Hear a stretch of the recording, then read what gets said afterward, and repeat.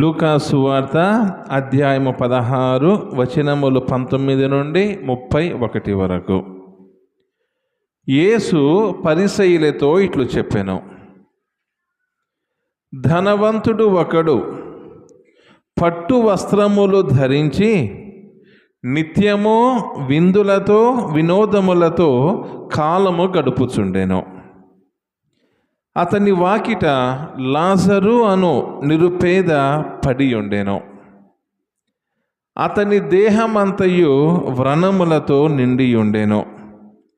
అతను ఆ ధనికుని బల్ల మీద నుండి జారిపడు మెతుకుల కొరకు కాచుకొని ఉండెను. కుక్కలు వాని వ్రణములను నాకుచుండెను.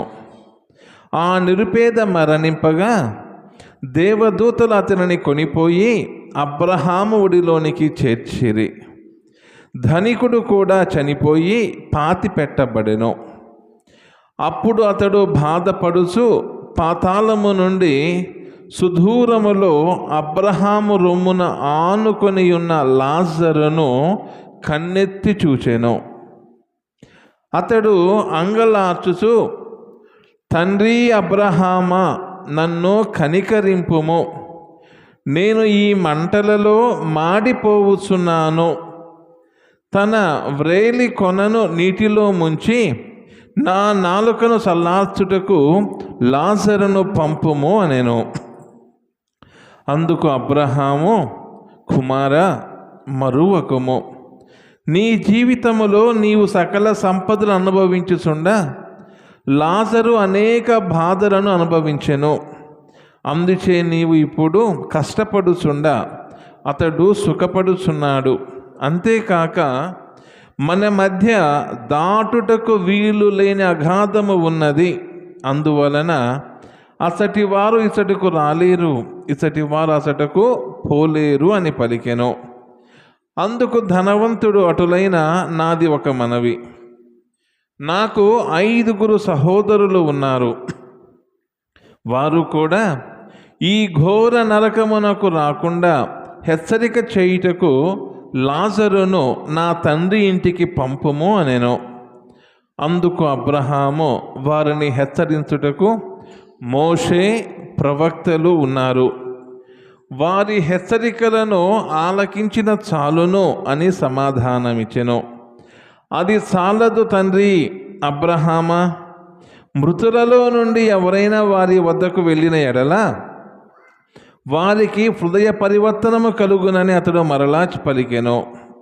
అందులకు అబ్రహాము, మోషే, ప్రవక్తల హెచ్చరికలను పెడచెవిన పెట్టువారు మృతులలో నుండి ఒకడు సజీవుడై వారిని హెచ్చరింప వెళ్ళినను నమ్మరు అని సమాధానమిచ్చెను. ఇది క్రీస్తు శుభవార్త.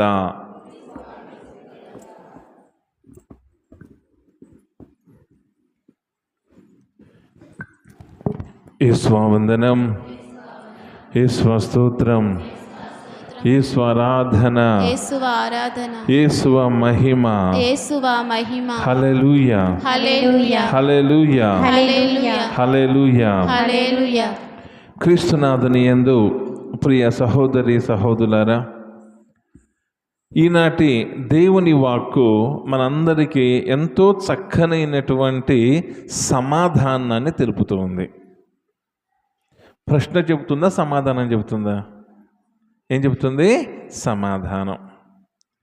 చాలామంది మరణించిన వారిలో ఎవరైనా కానీ మనకు వచ్చి మరణము తర్వాత ఏం జరిగిందో చెప్తే బాగుంటుంది అని అంటూ ఉంటారు. చాలామంది ఏమంటారంటే, ఇంకా మరణించిన వాళ్ళు అటోలు అటే పోతున్నారు, ఎవరు కూడా మనకొచ్చి ఏమీ చెప్పట్లేదు. ఉన్నప్పుడు మనతోటి తిని త్రాగి సంతోషంగా ఉన్నటువంటి వ్యక్తులు మరణం రాగానే అటోలు అటే పోతున్నారు, ఎవరు కూడా చెప్పటం లేదని అంటూ ఉంటారు. దీనికి సమాధానమే నేటి సువార్త. దీనికి సమాధానమే నేటి సువార్త. ప్రియ సహోదరి సహోదరులారా, వాటికన్ నగరంలో మహా అద్భుతమైనటువంటి కట్టడాలు, దేవాలయాలు ఉన్నాయి. వాటితో పాటు అందమైనటువంటి చిత్రలేఖనాలు కూడా ఉన్నాయి. ప్రపంచంలోనే అతి అందమైనటువంటి సిస్టిన్ చాపల్ అన్నటువంటి చక్కనైనటువంటి దేవాలయంలో మైకల్ యాంజెలో అన్నటువంటి ఒక గొప్ప చిత్ర కళాకారుడు వేసినటువంటి ఒక చిత్రపటము చాలామంది యవనస్తులు చూసుంటారు. అదేంటంటే ఆదాము నేల మీద పడుకొని తన చేతిని, తన 2 వేళ్లను ఆకాశం వైపు పెడుతుంటాడు. తండ్రి దేవుడు కూడా ఆకాశము నుండి తన చేతిని చాచి తన 2 వేళ్లను ఆదాము వైపు చూపిస్తూ ఉంటాడు. చాలామందికి ఈ రోజుల్లో మనం మాట్లాడే మాటల కంటే మన కనులే ఎక్కువగా మాట్లాడుతుంటాయని అంటూ ఉంటారు. ఈ చిత్రపటాన్ని గమనిస్తే అందమైనటువంటి ఒక భావము, అర్థం ఏంటంటే ఆదాము నేల మీద పడుకొని ఈ భూలోకము నుండి దేవుని సన్నిధికి పోవాలని చేయి చాస్తూ ఉన్నాడు. తండ్రి దేవుడు ఆకాశము నుండి, పరలోకము నుండి మానవాళిని పట్టుకోవాలని తన చేయి చాస్తూ ఉన్నాడు. ఈ 2 వేల మధ్య ఒక ఇంచు స్థలమే ఖాళీగా ఉంది. ఈ తండ్రి దేవుని వేలు మధ్య, ఆదాము మధ్య ఎంత స్థలము ఖాళీగా ఉంది? ఒక చిన్న గాలి దూరేంత స్థలమే ఖాళీగా ఉంది. ప్రియ సహోదరి సహోదరులారా, ఈనాటి సువార్తలో యువతలి వారు అవతలికి వెళ్ళటం ఎలా, భూలోకము నుండి పరలోకానికి వెళ్ళటం ఎలా, తండ్రి దేవుడు ఈ చిత్రంలో మానవాళిని తన చెంతకు చేర్చుకోవాలని ఆహ్వానిస్తూ ఉన్నాడు. మనుష్యుడు కూడా దేవుని చేరుకోవాలని చెయ్యి అందిస్తున్నాడు. కానీ ఆ చెయ్యి దేవుని చేరటానికి బహు కష్టంగా ఉంటూ ఉంది. ఈనాడు లాజరు ధనవంతుడు అన్నటువంటి చక్కనైనటువంటి ఒక వివరణాత్మకమైనటువంటి విశ్లేషణాన్ని నేటి సువార్తలో మనము వింటూ ఉన్నాం. మనకి ఈ ప్రాంతంలో పద్యాలంటే చాలా ఇష్టం. లాజరు ధనవంతుడు గుమ్మడి జయరాజు గారు విజయవాడ నుంచి అప్పట్లో చిన్నతనంలో వచ్చి లాజరు ధనవంతుడు అనే నాటికను చాలాసార్లు వేసి ఉంటారు. మన పెద్దవాళ్ళందరూ కూడా చెవులు కోసుకుంటారు. ఆ పాటలు కానీ, ఆ దీనత్వము కానీ, ఆ సంగీత పదాల వర ప్రవాహానికి ఈ ప్రాంతంలో అందరూ కూడా విశేష ఆదరణ పొందినటువంటి కథలలో లాజరు ధనవంతుడు అనే కథ ఎన్నోసార్లు వినుంటాం. ఈ ఎన్నోసార్లు విన్న దాంట్లో ముందుగా మనకు అర్థమయ్యేది ఏంటంటే లాజరు అనే వ్యక్తి పేదవాడు, ధనికుడు అనే పేరులోనే ధనవంతుడు అని ఉంది. ప్రియ సహోదరి సహోదరులారా, లాజరు ఈ లోకములో జీవించినప్పుడు ప్రేమతో జీవించాడు. ఈనాటి సువార్తలో విన్నాము, లాజరు అనే వ్యక్తికి శరీరము నిండా ఏమున్నాయంట? వ్రణములంటే పుండ్లు. ఏమున్నాయి? పుండ్లు. పుండు ఉంటే పుండు ఒట్టినే ఉంటుందా? రక్తము, చీము, అటు వెమ్మట ఈగలు, చిన్న చిన్న దోమలు, అవన్నీ కూడా మనిషిని ఏం చేస్తాయి? వికారంగా ఉండేలా చేస్తాయి, శరీరము బాధపడేలా చేస్తాయి, మనసు కృంగిపోయేలా చేస్తాయి. మరి ఈ ధనవంతుడు అన్నటువంటి పేరులోనే ఆయన ఇహలోకములో గొప్పగా డబ్బు సంపాదించాడు. డబ్బు సంపాదించడం తప్పు కానే కాదు. ఎందుకంటే అందరం కూడా ప్రార్థన చేస్తాం, ప్రభువా మమ్మల్ని 30 తర్వాత ఏంటిది 60 100 అవసరమైతే 1000 దీవించు, అవసరమైతే 1000 దీవించు అని ప్రార్థన చేస్తాం. ఇది ప్రార్థన చేయమని ప్రభువే మనకు నేర్పించాడు. కాబట్టి కష్టించటం, శ్రమటోచటం, ఉన్నటువంటి ఆ ఆర్థిక సంపత్తిని న్యాయపరముగా నిన్ను నమ్ముకున్న సభ్యులకు నీవు సంతోషంగా ఉండే విధంగా ప్రభువు మనల్ని దీవిస్తాడు. కానీ ఇక్కడ ఈ ఇతివృత్తంలో ధనవంతుడు అనేవాడు భూలోకమైనటువంటి ఐశ్వర్యాన్ని అంటిపెట్టుకొని ఉన్నాడు. లాజరు అనే వ్యక్తి భూలోకములో శరీరపరమైనటువంటి కష్టాలు, గాయాలు, బాధలు అనుభవించినప్పటికీ ఆయనలో ఉన్నటువంటి మానవత్వాన్ని, ప్రేమను, ఆయన విశ్వాసాన్ని మర్చిపోలేదు. ఇద్దరూ మరణించారు. మరణించిన తర్వాత ఇద్దరు ఎక్కడికి వెళ్ళారు?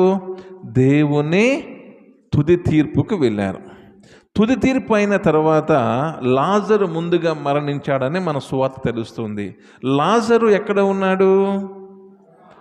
ఎక్కడ ఉన్నాడు? అబ్రహాము ఒడిలో. అబ్రహాము ఒడిలో. విశ్వాసానికి మూల పురుషుడు పాత నిబంధన గ్రంథంలో ఎవరు? అబ్రహాం. ఎవరండి? అబ్రహాము. ఆయన రొమ్ము మీద,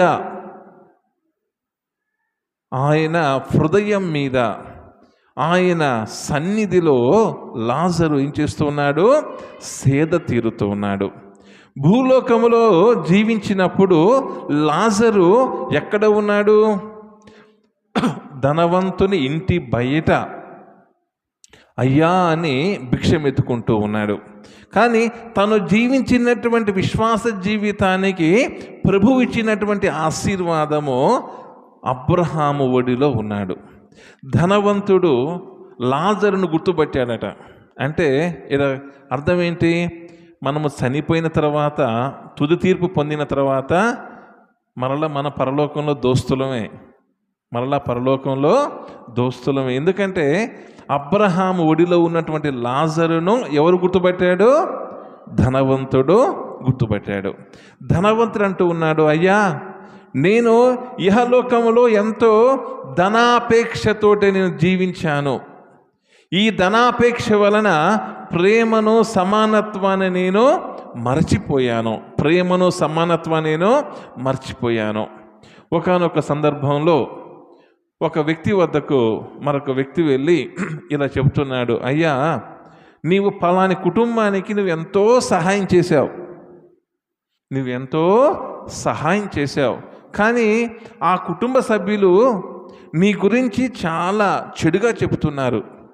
నీ యొక్క మంచితనాన్ని మర్చిపోయి, నీవు చేసినటువంటి సహాయాన్ని మర్చిపోయి ఏం చేస్తున్నారు?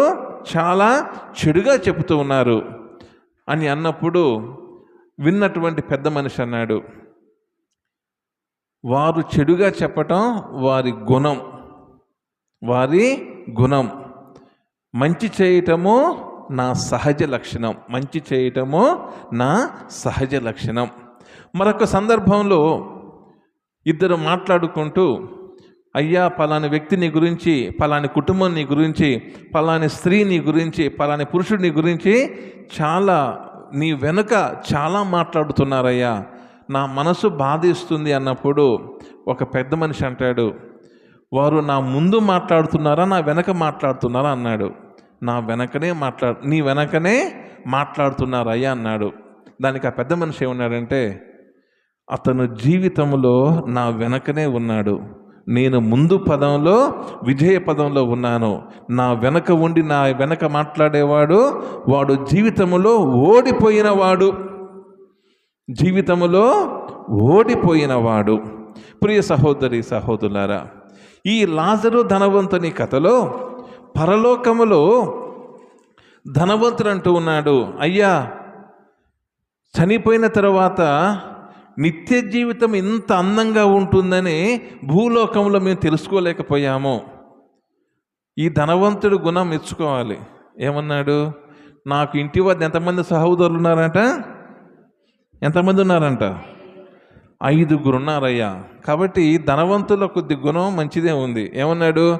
నా సహోదరులు 5 భూలోకంలో ఉన్నారు, నీవు ప్రభువా అక్కడికి మరొకసారి వెళ్ళి పరలోకం అనేది ఉన్నది, పరలోకం అనేది ఉన్నది, భూలోక జీవితమే శాశ్వతము కాదు అని ఒక్కసారి భూలోకానికి వెళ్ళి ఎవరైనా చెప్పండి అయ్యా అని వారి అన్నల కోసము ప్రాధేయపడుతున్నప్పుడు ప్రభు ఏమన్నాడు?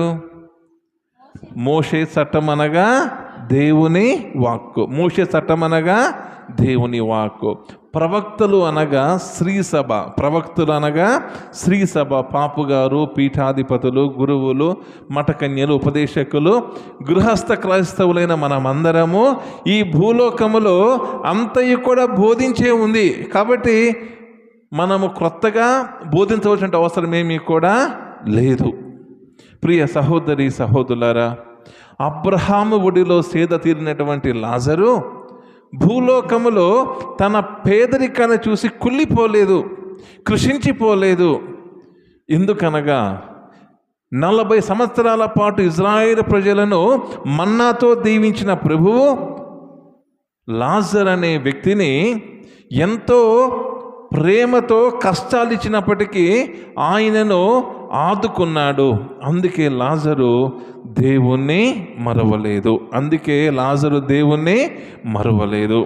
ప్రియ సహోదరి సహోదరులారా, ఈనాడు మనము మానవ జీవితమే నిత్య జీవితము కాదు, మరణంలో ప్రభువు తుది తీర్పు ఇస్తాడు. ఈ తుది తీర్పు సమయంలో అందరము కూడా దేవుని ముందు సమాధానము చెప్పాలి అన్నటువంటి ఈ లాజరు ధనవంతుడు కథ మన అందరికీ నవంబర్ నెలలో సకల ఆత్మల పండుగ చేసుకుంటాం. సకల ఆత్మల పండుగ. ఈ సకల మృతుల ఆత్మల పండుగకు ఇది ఈనాటి సువార్త మరొక ప్రత్యక్ష సమాధానం. ప్రియ సహోదరి సహోదరులారా, ఈనాడు ప్రత్యేకముగా ఈ పూజా బలిలో మనమందరం కూడా ప్రార్థించే సమయంలో అబ్రహాము అంటూ ఉన్నాడు, కుమారా మరువకము, నీ జీవితములో సకల సంపదలు అనుభవించుచుండా లాజరు అనేక బాధలు అనుభవించాను. అంతేకాక మన మధ్య దాటుటకు వీలు లేని అగాధం ఉన్నది. మన మధ్య దాటుటకు వీలు లేని అగాధం అంటే మామూలుగా తెలంగాణ సంస్కృత భాషలో గుంత అంటాము, లేదా గుంత కూడా కాదు, అది చాలా లోతైనటువంటి సొరంగ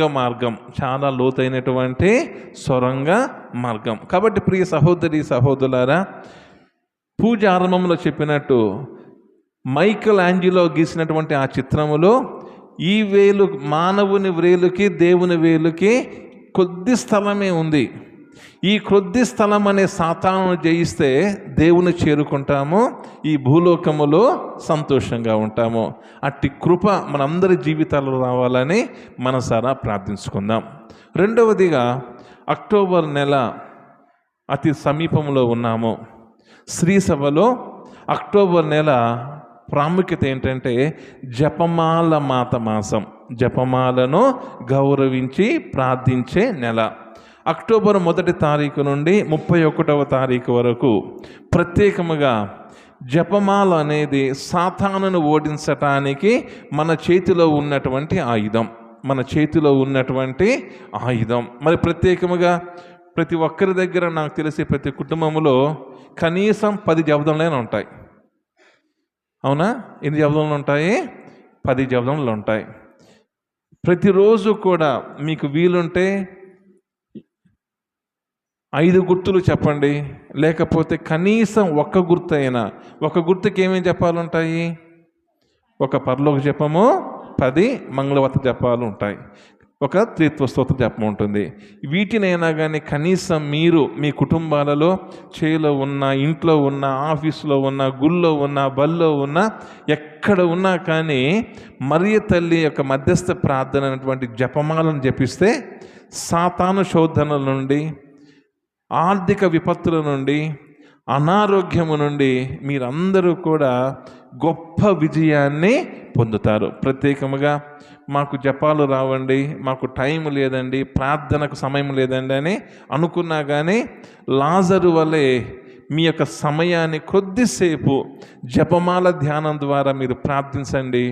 మరియ తల్లి మీ అందరి కోసం కానాపల్లి విందులో ఏ విధంగానైతే ఇంటి అవసరాన్ని తెలుసుకుని ప్రార్థించిందో, మీ అందరి కోసం, మన విచారణ కోసము మరియ తల్లి ప్రార్థించబోతుంది.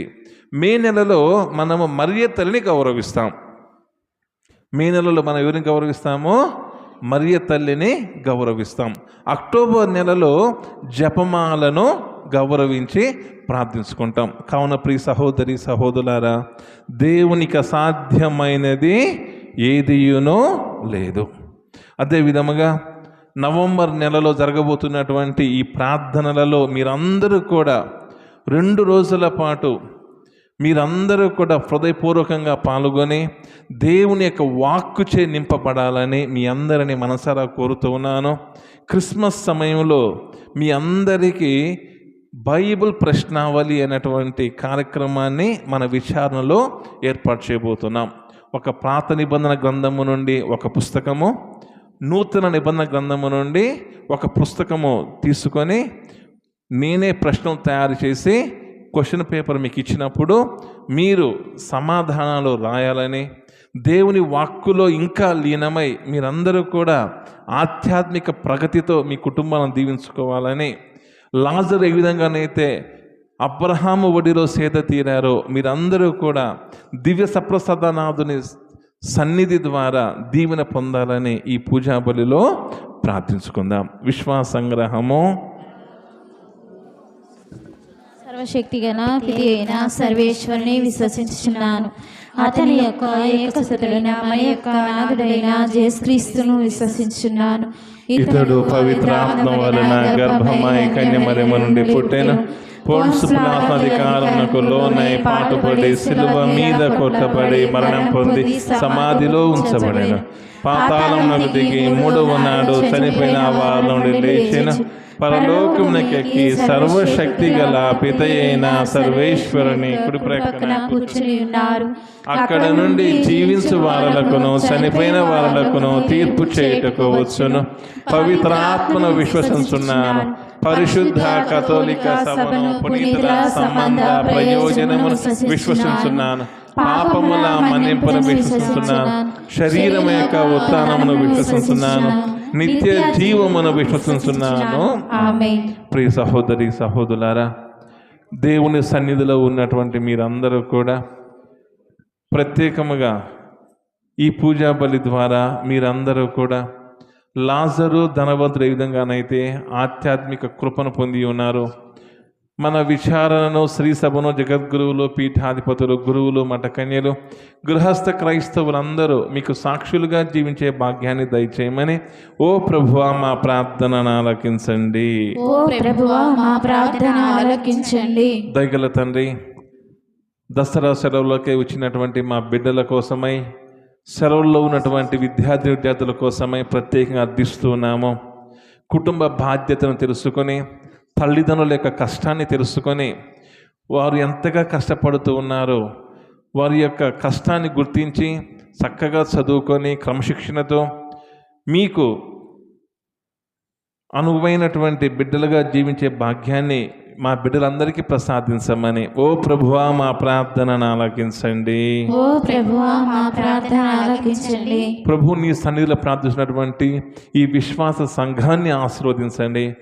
ఎన్నెన్నో ఆశలతో ఆశయాలతో నీ సన్నిధిలో ఉన్నటువంటి బిడ్డలందరి జీవితాలలో, కుటుంబాలలో నీ కృపానుగ్రహాన్ని లాజరును దీవించిన విధముగా ఈ కుటుంబ సభ్యులందరినీ కూడా దీవించమని ఓ ప్రభువా మా ప్రార్థనను ఆలకించండి. ఓ ప్రభువా మా ప్రార్థన ఆలకించండి. కొద్దిసేపు మౌనముగా మీ వ్యక్తిగత, మీ కుటుంబ అవసరాలకై ప్రభువుని ప్రార్థించుకుందాం.